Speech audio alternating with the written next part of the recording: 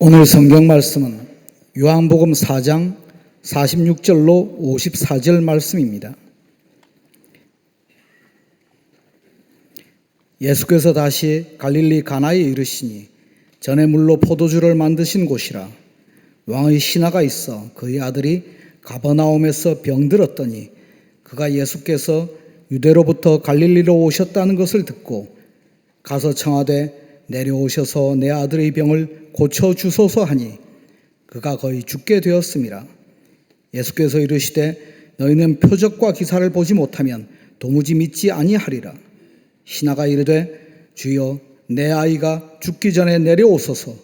예수께서 이르시되 가라 내 아들이 살아있다 하시니 그 사람이 예수께서 하신 말씀을 믿고 가더니 내려가는 길에서 그 종들이 오다가 만나서 아이가 살아있다 하거늘 그 낳기 시작한 때를 물은즉 어제 7시에 열기가 떨어졌나이다 하는지라.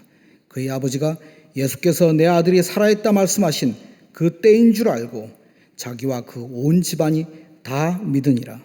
이것은 예수께서 유대에서 갈릴리로 오신 후에 행하신 두 번째 표적이니라. 아멘.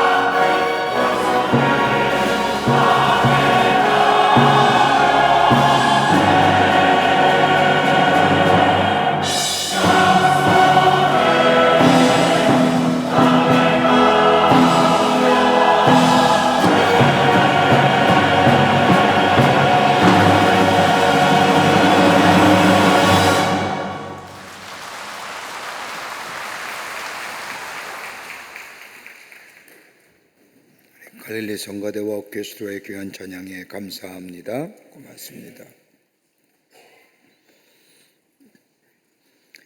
어느 한적하고 평화로운 작은 마을이 있었습니다. 그런데 어느 날 그 마을에 나이트클럽이 개업을 하게 되었습니다.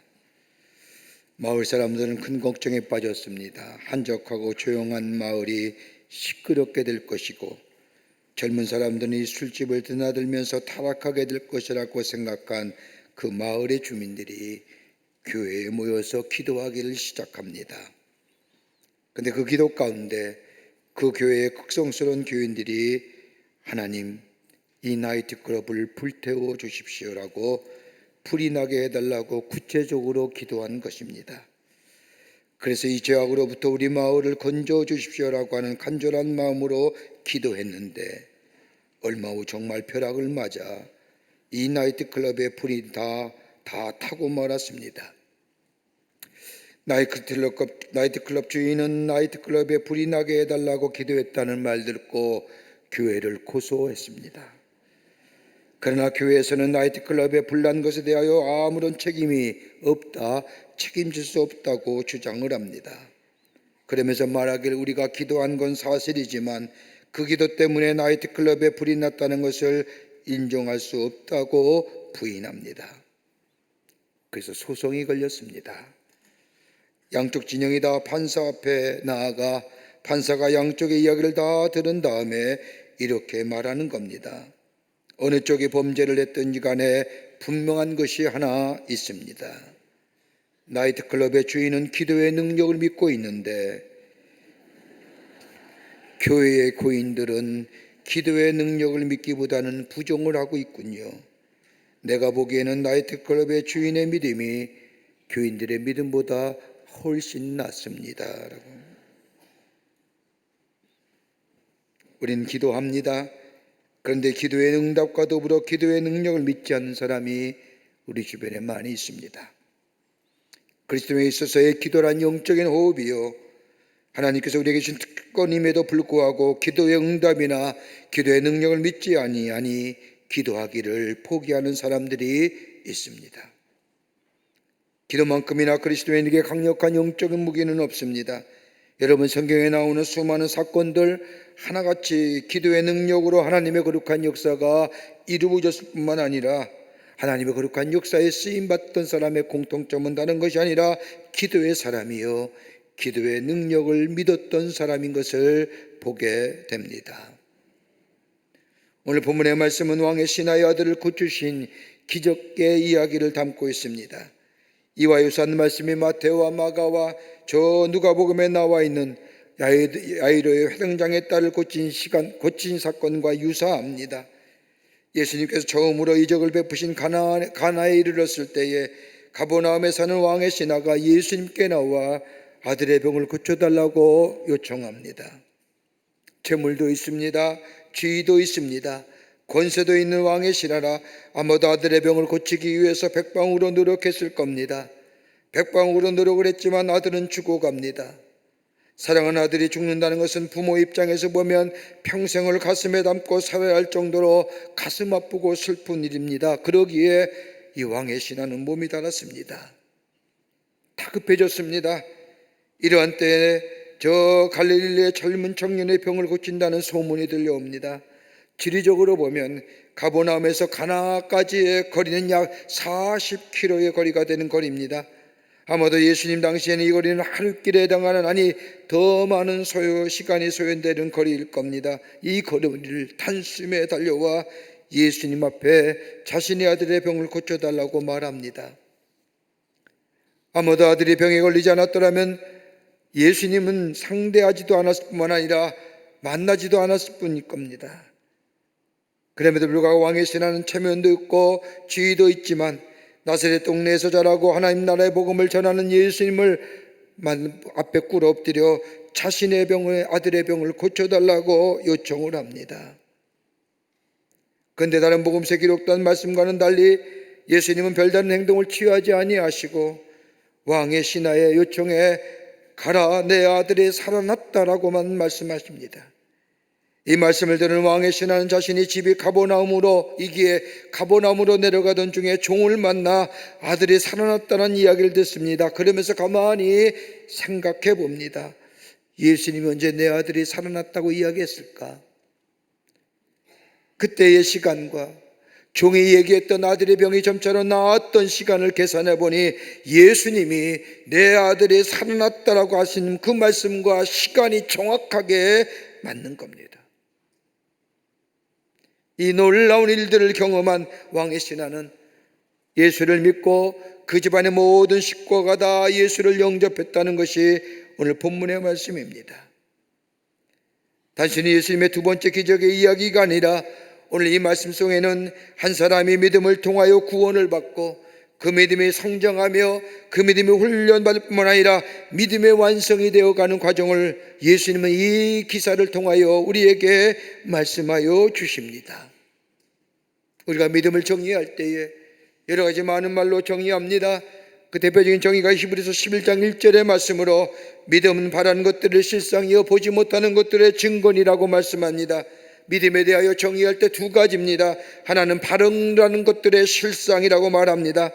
이 말은 단순히 희망이나 막연한 바람이 아니라 아직 눈에는 보이지 않지만 확실하게 이루어질 하나님의 약속을 현실처럼 붙잡고 사는 것, 이게 믿음의 모습입니다. 미래에 하나님께서 성취할 것을 지금의 삶 속에 받아들이는 겁니다.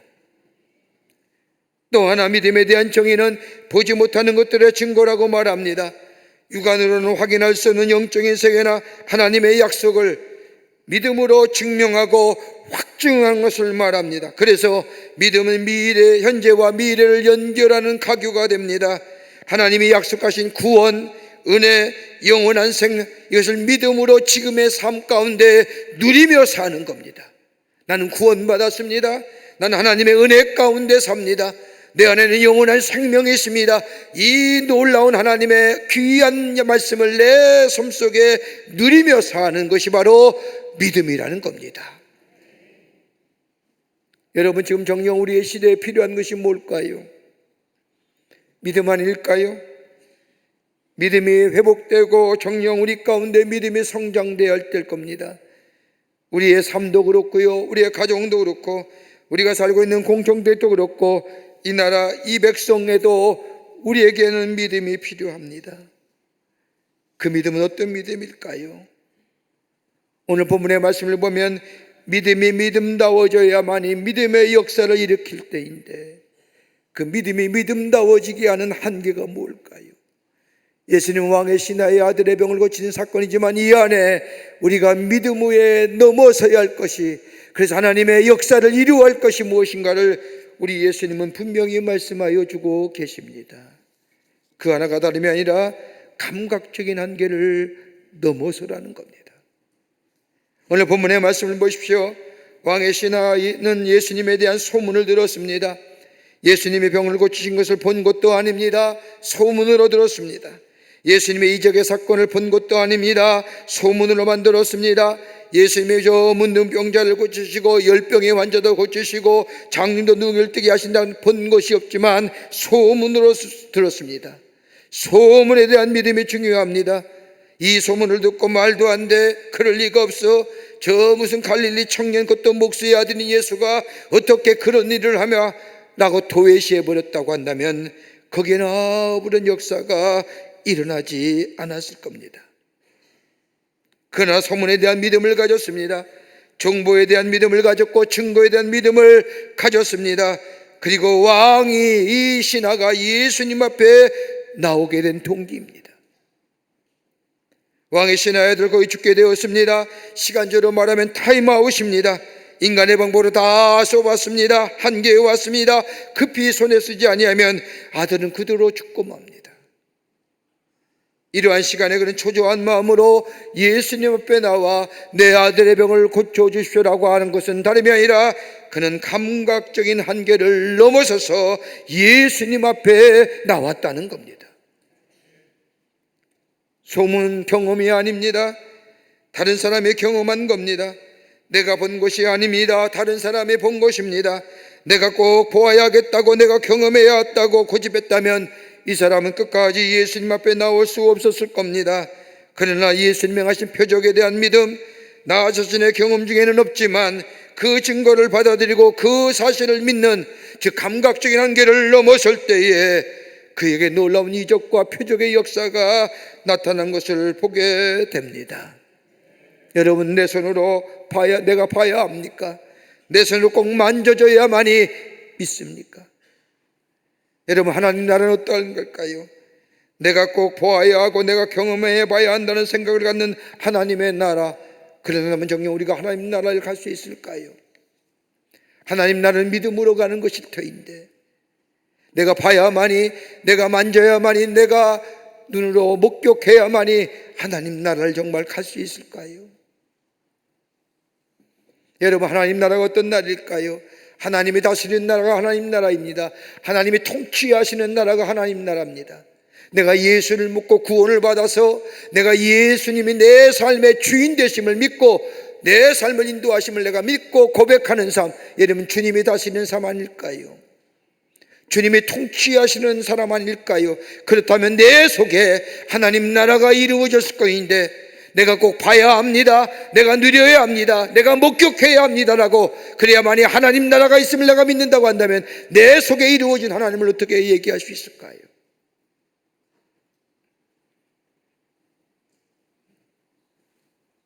여러분, 죽음이란 필연적인 사건에 대하여 내가 죽기 전에는 내가 모른다고 말한다고 한다면 여러분, 그 사람은 영원히 죽음의 문제를 해결하지 못합니다. 그러게 믿음은 감각의 한계를 넘어서는 겁니다. 감각의 세계를 넘어설 수 있어야 되는 것이 믿음입니다. 여러분, 크리스토더 폴리라고 하는 아이가 태어났는데 이 아이는 코카인 중독된 엄마에게 6개월 만에 800g의 저체중에다 앞을 보지 못하고 자폐증을 앓는 아이로 태어났습니다. 태어난 지 1년 만에 부모에게 버림을 받아 위탁기관에 맡겼는데 덕실한 그리스도인 고모가 생후 15개월 된 이 조카를 자기 자녀를 입양하여 믿음과 사랑으로 양육합니다. 근데 어느 날 말도 못하고 온종일 앉아있던 아이가 한 번도 배운 적이 없는 피아노를 치는 겁니다. 고모는 아이가 피아노를 치면서 노래 부르는 모습을 보고 피아노와 노래를 이 더플리에게 가르칩니다.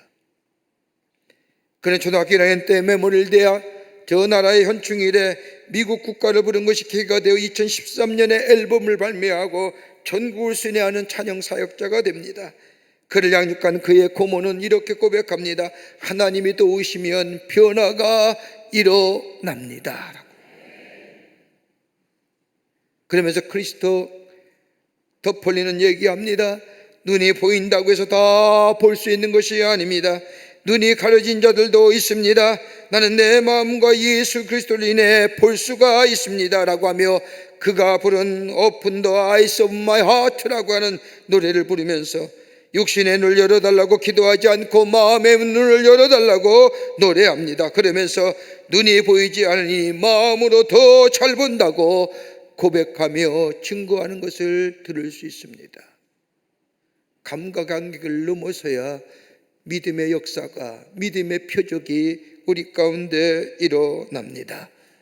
하나님의 신비로운 체험, 저 사람이 만난 하나님의 놀라운 만남과 기적의 체험들, 지금도 우리 하나님이 일하고 계신다고 하는 이 믿음을 나의 믿음으로 받아들일 때에, 그리고 나에게 하나님의 은혜가 필요합니다, 하나님 나 또한 하나님의 기적이 필요합니다라고 믿음으로 간구할 때에 우리가 저 사람만 경험이 중요한 나에게도 이 놀라운 연애가 있음을 내가 믿으며 감각의 한계를 넘어서는 믿음의 고백이 우리 가운데 있게 될 때에 우리 또한 믿음을 통한 하나님의 놀라운 이적과 표적의 역사를 우리 안에 체험되게 될 줄 믿습니다. 두 번째는 시공간적 한계를 넘어서라는 겁니다. 오늘 본문의 말씀을 보십시오. 왕의 신의 아들이 중병에 걸렸습니다. 아들이 가버나움 집에 누워 있습니다. 왕의 신은 예수님께 찾아와 자신의 집인 가버나움으로 내려가자고 말합니다. 우리 아들이 죽어가는데 여러 말씀하지 마시고 빨리 가서 내 아들의 병을 고쳐주십시오라고 부탁을 드립니다. 가나에서 가버나움까지는 40km의 거리입니다. 걸어서 하루이 넘는 거리입니다. 근데 예수님은 걸음을 옮기실 생각을 하지 아니하시고 내 아들이 나았느니라. 답답한 일입니다. 공적인 거리가 있기에 예수님의 말씀처럼 아들이 나았는지 안 나았는지 알 수가 없습니다. 예수님이 가셔서 자신의 아들 머리 위에 손을 얹고 기도하면 좋았을 터인데, 그럴 때 내 아들이 나았는지 안 나은지 눈으로 목도할 것인데 예수님은 가지도 아니하고 단호하게 말씀하시는 겁니다. 내 아들이 나았느니라. 갈 필요 없다는 겁니다. 어떻게 믿을 수 있을까요? 믿을 수가 없습니다. 내 손에 있어야 하고 바로 여기에서 이루어져야 믿을 수 있는 건데 저기서 이루어진 것을 믿을 수가 없는 겁니다. 저 먼 곳에 이루어지기는 하나님의 능력을 내가 여기서 믿을 수 없는 겁니다. 여러분, 출애굽기 3장의 말씀을 보면 하나님이 최초로 저 자신의 이름을 모세에게 말하십니다. 예전에는 하나님의 이름을 야훼, 아도나이, 그러기 하나님의 말씀을 읽는 선지자들이나 율법자 학자들은 하나님의 이름이 나오면 감히 하나님의 이름을 부를 수가 없어서 나가서 몸을 다 씻고 와서 다시 하나님의 말씀, 그것도 감히 하나님의 이름을 부를 수 없어서 넘겨질 때가 얼마나. 근데 출애굽기 3장의 말씀을 보면 하나님 모세에게 나타나셔서 하나님이 당신의 이름을 스스로 밝히십니다. 모세가 이야기합니다.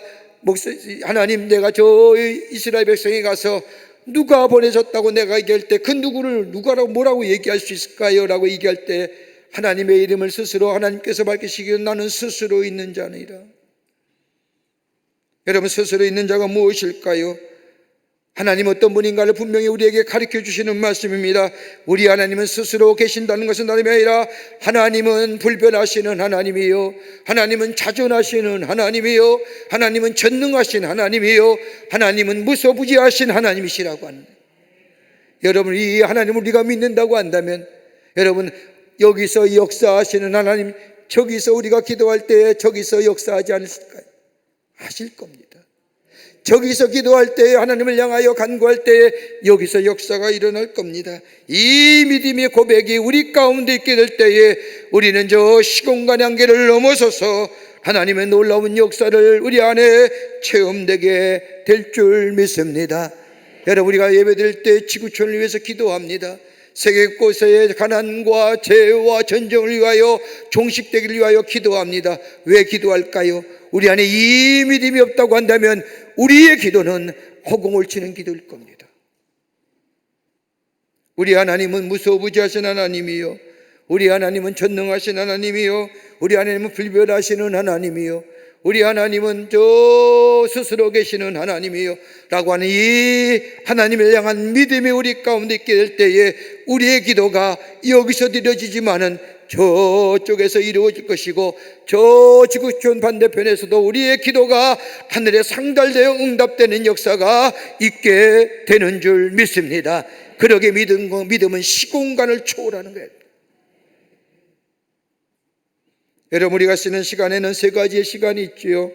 하나는 칼렌다의 시간입니다. 칼렌다의 시간은 보는 시간입니다. 오늘이 지나가면 내일이 올 것이고, 이번 달이 지나가면 다음 달이 올 것이고, 올해가 지나면 다음 해가 올 것이라고 하는 이 흘러가는 시간, 크로노스의 시간이지요. 또 하나의 시간이 또 간다면 생리학적 시간입니다. 우리의 육체는 매일매일 빠르게 변화합니다. 아무리 의학의 기술이 발달했다 할지라도 우리의 노화는 막을 수가 없습니다. 시간이 지나면 우리의 육체는 노쇠해 갑니다. 약해져 갑니다. 막을 수 없는 시간입니다.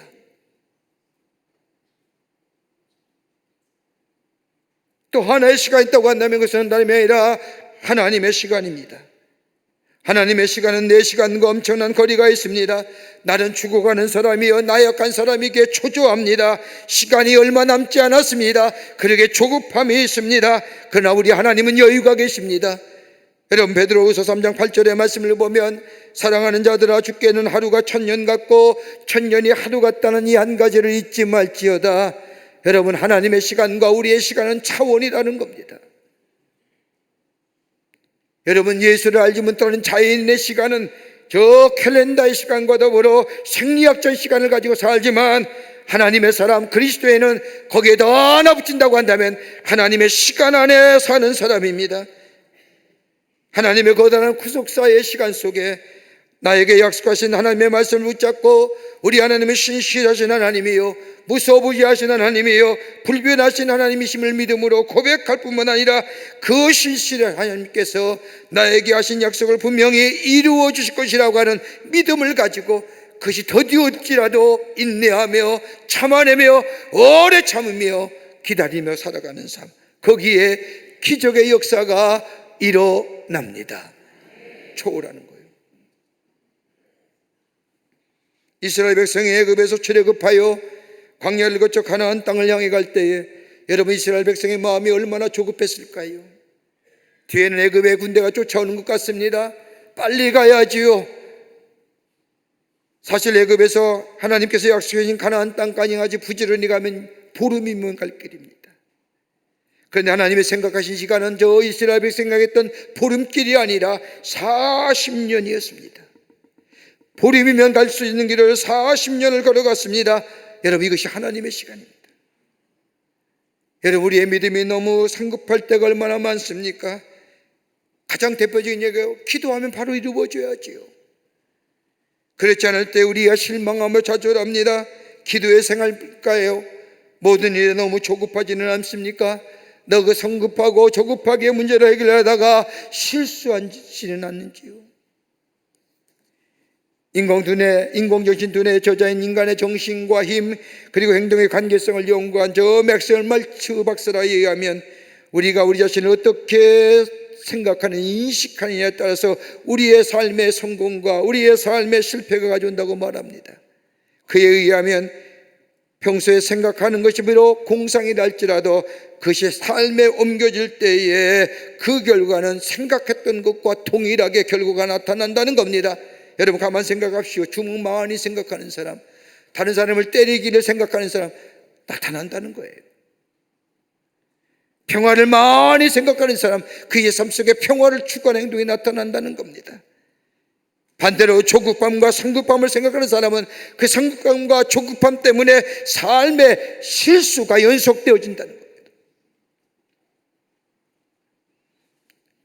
그렇다고 한다면 우리 그리스도의 삶이 하나님 생각하며 사는 삶일진데 우리의 삶이 그의 저 말치의 박사에 의하면 어떻게 변할까요?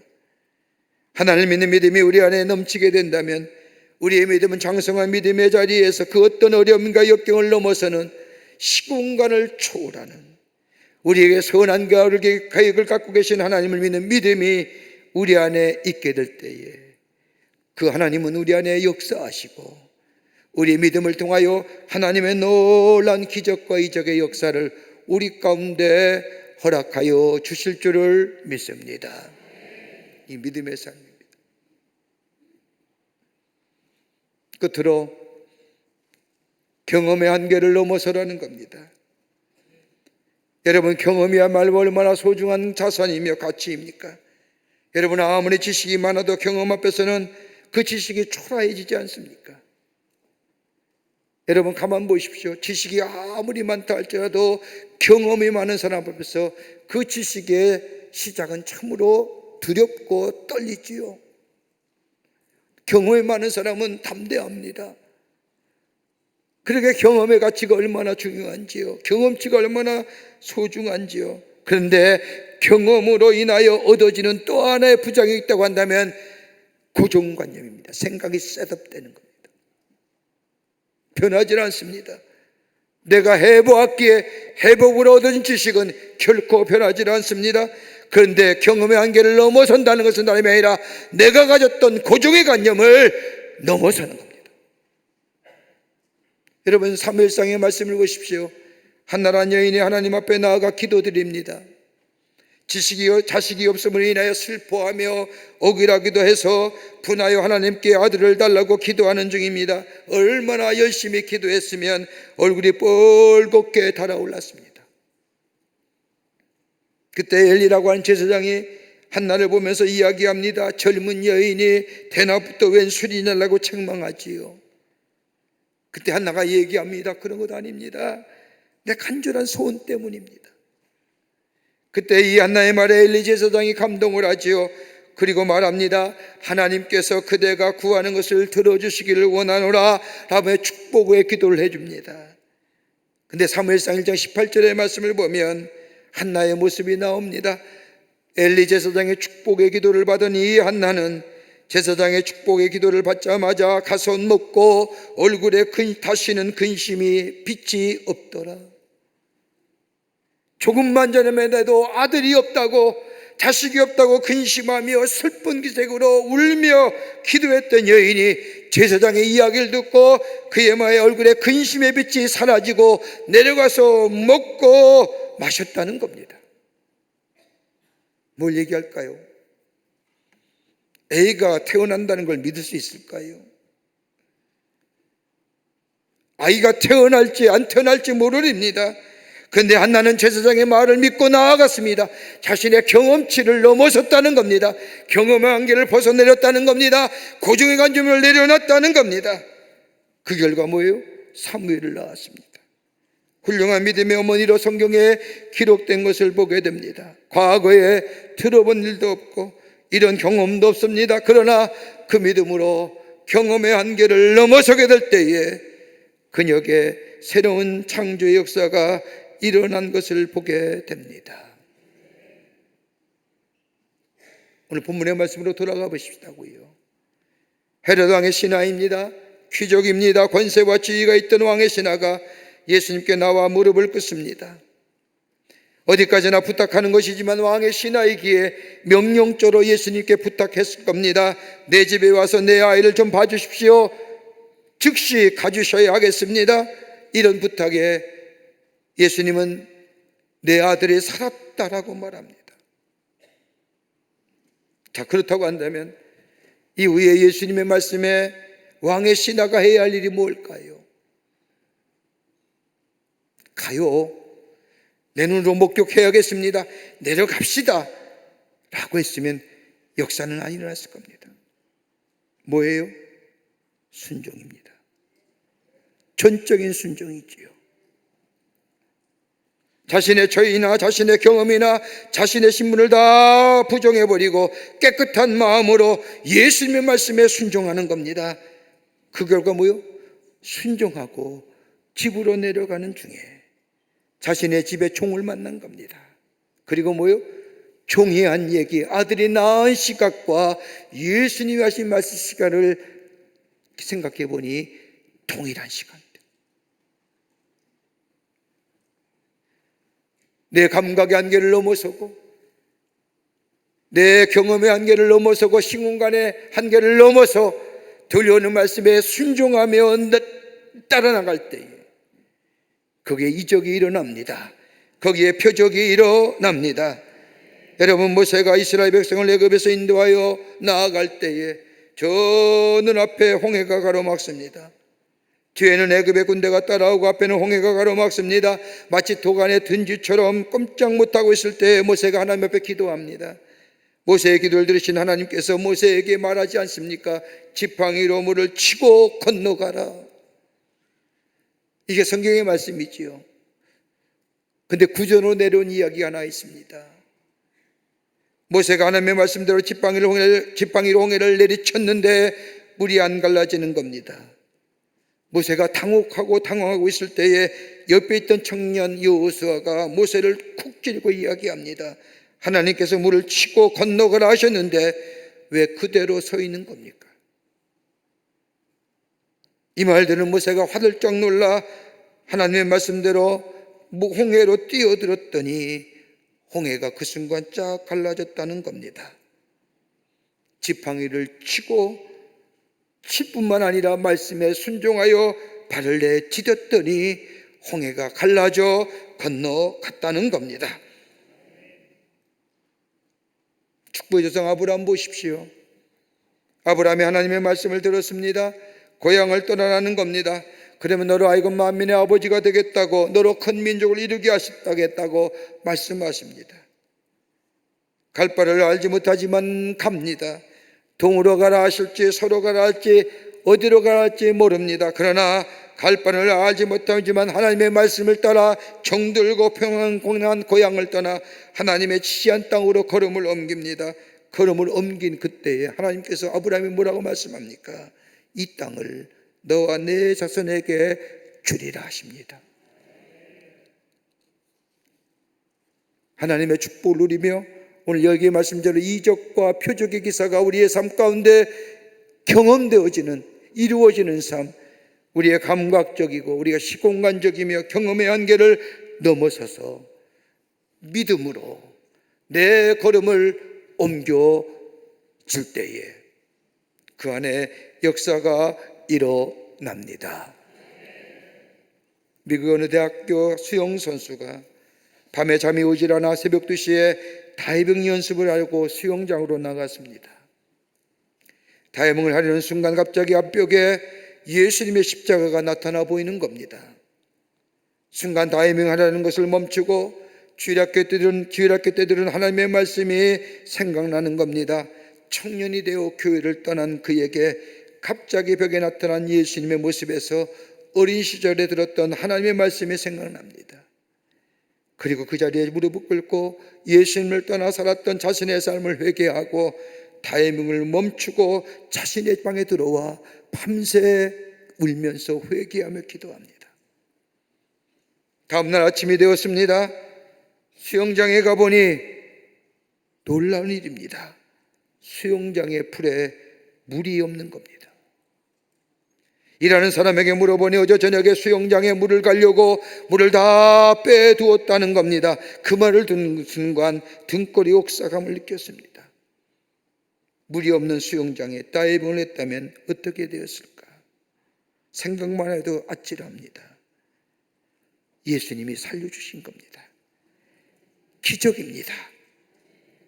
사실 벽에 나타난 예수님의 십자가의 모습은 다름이 아닙니다. 자기 자신이 다이빙을 하려고 두 손을 벌릴 때에 달빛에 어두워진 그림자였습니다. 하지만 그것을 보고 예수님의 모습을 생각했는 것은 결코 우연이 아니었습니다. 사랑하는 성도 여러분, 믿음은 액세서리가 아닙니다. 감상도 아닙니다. 믿었다는 것으로 만족해서는 아니 됩니다. 우리 안에 믿음의 표적이 있어야 되고 믿음의 이적의 역사가 있어져야 합니다. 그것은 다름이 아니라 내 감각의 한계를 넘어서서, 내 시공간의 한계를 넘어서서 내가 꼭 만져야만이 역사가 아니라, 내가 경험해봐야만이 역사가 아니라, 오늘 이 자리에서 일어나야만이 하나님의 역사가 아니라, 그리고 내 경험 속에 이해가 되는 것이 하나님의 역사가 아니라, 이걸 초월하는 우리 하나님은 무소부지하신 하나님이요, 전능하신 하나님이요, 불변하시는 하나님이요, 스스로 계시는 하나님이, 그 하나님에 대한 믿음을 가지고 이 내 감각과 시공간과 경험의 한계를 넘어서 말씀 따라 순종하며 살아가게 될 때에 우리의 삶 속에 이적과 표적이 나타날 뿐만 아니라 하나님의 놀라운 역사를 누리며 증거하는 하나님의 복된 백성의 삶으로 살아가게 될 줄 믿습니다. 이 믿음의 역사가 오늘날 여러분과 저 가운데 있어지기를 주의 이름으로 축복합니다. 하나님 감사합니다. 저희들 주께서 사랑해 주셔서 하나님의 자녀 삼으심에 감사합니다. 오늘 저희 안에 믿음의 역사가 있기를 원합니다. 주님 허락하여 주시옵소서. 내 감각과 내 경험치와 내 시공간의 한계를 넘어서서 믿음으로 말씀에 순종하며 나아가 내 안에 하나님의 놀라운 믿음을 통한 이적과 표적을 통하여 살아계신 하나님의 역사를 증거하는 저희들이 되게 하여 주시옵소서. 성령이 도우실 줄 믿으며 예수님의 이름으로 기도하옵나이다. 아멘. 지금은 우리 주 예수 그리스도의 크신 은혜와 하나님 아버지의 한량없으신 사랑하심과 성령님의 인도하심과 교통하심이 거룩한 주의 날 주의 전에 올라와 하나님 앞에 마음과 정성을 모아 예배하며 믿음으로 하나님의 새로운 역사를 경험하며 믿음의 더 강건한 모습 위에 서기로 결단하고 저 세상을 향해 나아가는 우리 모든 광림의 권속들과 영상을 통하여 예배에 참여한 모든 이들 위해 주께서 지금으로부터 영원토록 함께 하시기를 간절히 축원하옵나이다. 아멘. 좋으신 하나님, 좋으신 하나님,